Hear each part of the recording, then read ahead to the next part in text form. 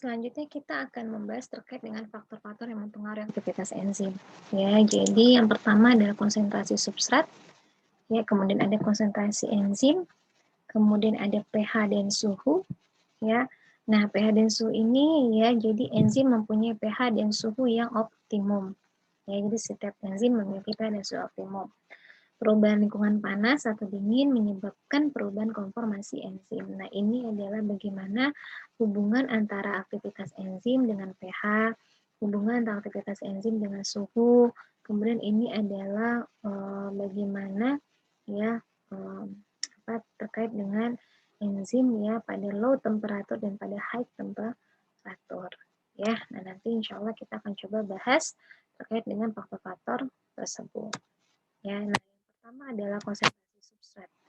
Jadi di sini bisa kita lihat ya bagaimana ya konsentrasi substrat ini adalah pada kondisi yang reaksi enzimatis. Ya, jadi ini hubungan antara kecepatan reaksi dengan konsentrasi substrat. Nah, dari bentuk kurvanya kita sudah tahu bahwa dia adalah bentuk kurva yang bukan linear sepenuhnya ya, tapi ada terlihat bahwa pada kecepatan yang dia sudah mencapai kondisi maksimum, dia akan berada pada kondisi konstan konsentrasinya. Ya, jadi yang bisa kita simpulkan adalah bahwa yang pertama, konsentrasi substrat, semakin tinggi konsentrasi substrat, maka kecepatan reaksi juga akan semakin tinggi. Ya, tapi dengan catatan yang pertama, semua enzim mempunyai sisi aktif yang dapat mengikat substrat. Ya, jadi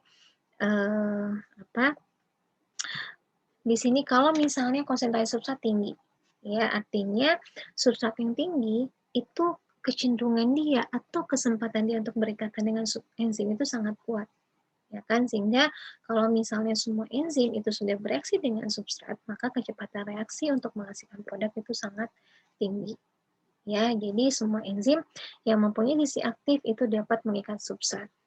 Ya, nah kemudian kalau sudah menghasilkan produk, maka dia akan mengikat substrat lagi. Tetapi ada kondisi ketika enzim sudah mengalami kejenuhan. Nah, ketika enzim sudah mengalami kejenuhan, artinya enzim ini sudah tidak mampu lagi dia mengikat substrat. Ya, artinya dia sudah jenuh, sehingga dengan berapapun konsentrasi substrat yang kita gunakan, maka kecepatan reaksinya pun juga tetap akan sama atau konstan. Nah, inilah yang terlihat di sini ya, bahwa tidak terjadi peningkatan yang linear terus-menerus apabila kita meningkatkan konsentrasi substrat. Artinya apa? Artinya kalau misalnya kita bicara tentang reaksi enzimatis, maka konsentrasi substrat itu dia memiliki limit untuk meningkatkan kecepatan reaksi. Ya, jadi apabila reaksinya enzimatis, maka kecepatan suatu reaksi enzim itu dia dapat berada dalam kondisi yang maksimum. Ya, jadi ketika dia sudah mengalami kejenuhan, artinya kecepatan reaksi itu sudah maksimum. Artinya ketika kita menambah konsentrasi sebanyak apapun, ya itu tidak akan meningkatkan kecepatan reaksi. Ya, seperti itu. Berbeda dengan kalau misalnya non-enzimatik. Kalau non-enzimatik akan terus linear. Jadi seberapapun konsentrasi substrat, maka kecepatan reaksinya pun juga akan semakin tinggi. Ya, seperti itu. Nah, kemudian pengaruh pH. Ya, jadi bagaimana pH mempengaruhi kerja enzim? Jadi kita harus ingat bahwa enzim itu adalah protein.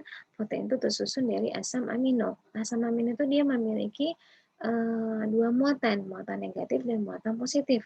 Negatif dari COO-min, positif dari NH3+. Nah, ketika pH itu berada pada kondisi ekstrem asam, ekstrem bawah, ekstrem basa, maka itu akan mempengaruhi dari fungsi dari enzim itu sendiri. Ya, jadi kalau misalnya pH-nya tinggi, ya ataupun pH-nya rendah, akan mengakibatkan denaturasi enzim. Kenapa? Karena denaturasi itu kan disebabkan oleh banyak faktor ya. Adanya pH yang tinggi ataupun rendah, ya sehingga dapat mengganggu interaksi ionik, ya sehingga akan mengganggu juga jembatan garam. Ketika jembatan garam terganggu, maka akan mengakibatkan terjadinya kerusakan pada protein itu sendiri. Nah, sama halnya dengan enzim. Ya, itu. Kemudian pengaruh pH pada muatan enzim ataupun substrat. Jadi pH itu akan mempengaruhi muatan enzim ataupun substrat. Ya, jadi ingat ya, ada dua enzim protein, protein asam amino memiliki dua muatan. Jadi kalau misalnya pH-nya itu tinggi, ya artinya kalau pH tinggi itu adalah pada kondisi dia banyak OH-nya, maka kalau misalnya banyak OH akan mengakibatkan protein itu dia akan lebih bermuatan negatif. Ya, artinya muatannya pun juga akan berubah kan, muatan dari si protein itu, si enzim itu akan berubah.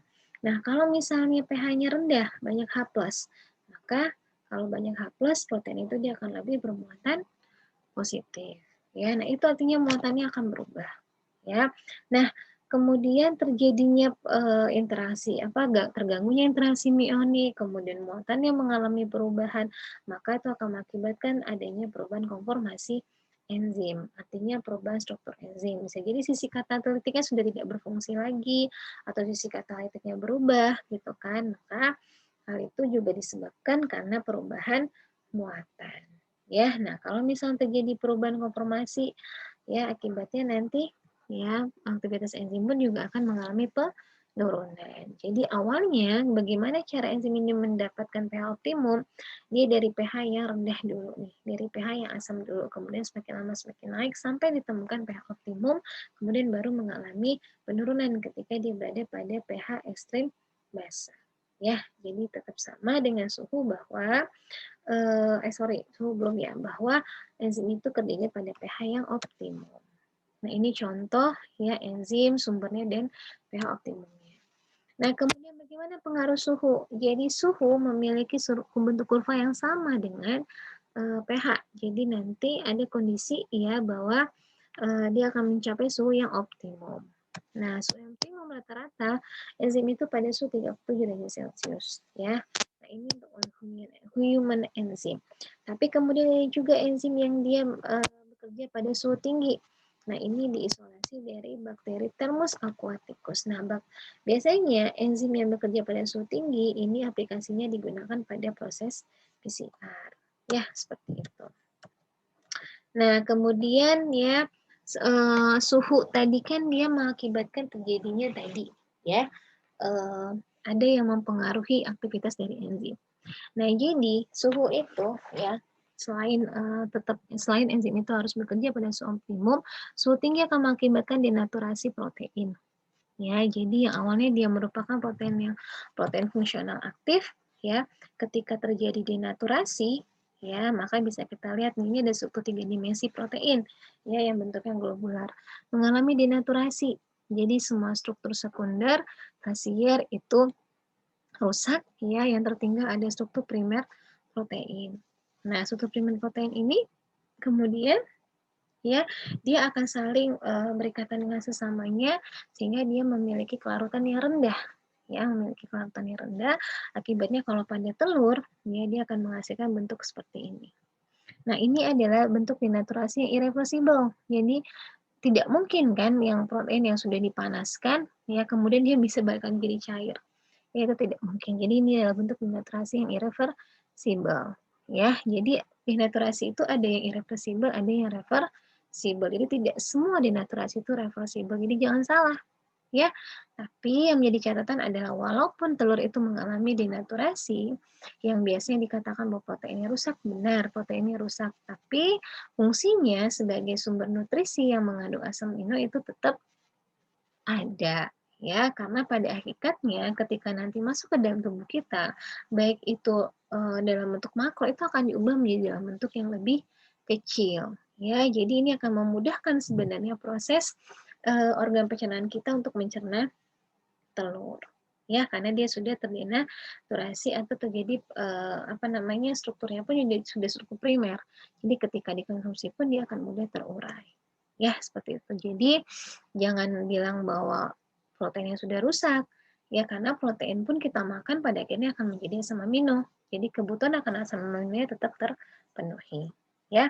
Nah, ini jadi ketika mengalami denaturasi, enzim akan kehilangan aktivitas katalitiknya. Ya, jadi kalau misalnya enzim mengalami denaturasi, dia akan mengalami perubahan struktur dari protein fungsional menjadi non-fungsional, sehingga dia akan kehilangan sisi katalitiknya.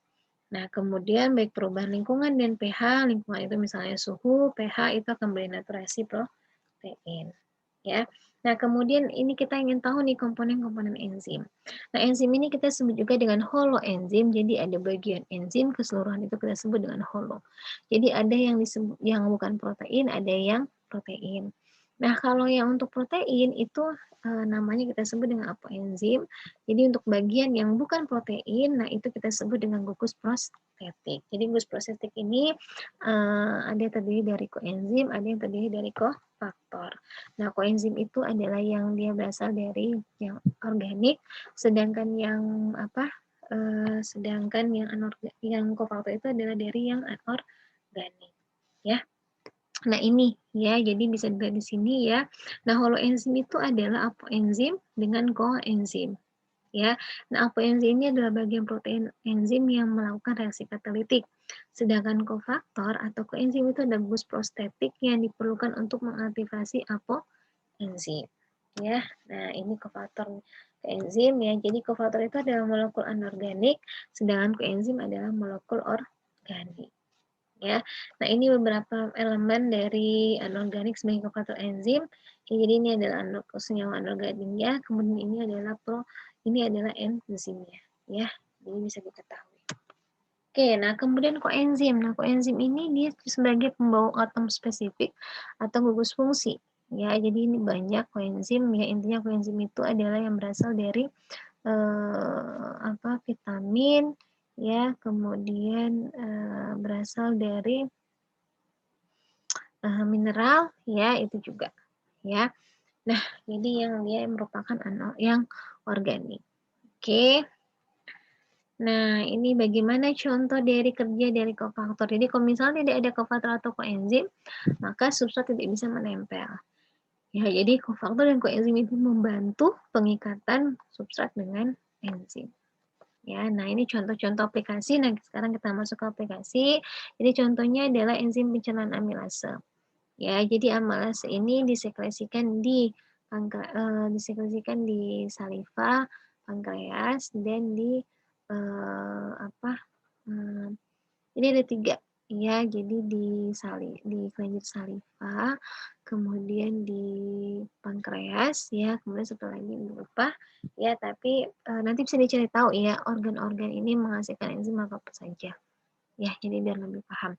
Oke, nah enzim pencernaan amilase ini perannya itu dia mengubah amilum menjadi maltosa, kemudian ada glukosa dan ada oligosakarida. Nah, kemudian lanjutannya nanti akan dihasilkan amilase ya, kemudian akan dihasilkan lagi amilase pada usus halus sehingga nanti akan dihasilkan unit-unit yang lebih kecil. Ya, nah kemudian ini laktosa untuk aplikasinya adalah untuk pembentukan produk yang free laktosa. Ya, jadi ada orang-orang yang dia laktosa intoleran, jadi dia tidak dapat mengkonsumsi telur, mengkonsumsi susu. Sehingga bagaimana caranya dihasilkannya produk-produk yang dia free laktosa. Ya, jadi yang pertama itu ada laktasa enzim ya, ini nama susunya. Nah, ini dia apa namanya? Jadi produknya ini dia sudah menggunakan laktase ya, yang kemudian nanti dia akan menghidrolisis laktosa menjadi D-glukosa dan galaktosa. Nah, inilah yang nutrisi yang ada di sumber produk ini. Nah, begitu juga dengan ini ya. Ini adalah yogurt, dia lactose free artinya memang awalnya dia tidak ada laktos awalnya ada laktosa ya, kemudian ditambahkan dengan enzim laktase ya, akibatnya nanti akan menghasilkan galaktosa dan glukosa sehingga yogurt ini dia free dari laktosa. Nah, ini diaplikasi pada dunia pangan ya. Nah, kemudian contoh lagi pada makanan bayi. Jadi kan kita tahu bahwa organ pada bayi itu belum sempurna. Ya, jadi contohnya pada ginjal ya, kemudian pada lambung ya. Jadi enzim protease ini artinya perannya itu adalah untuk mengubah protein itu menjadi unit-unit yang lebih kecil.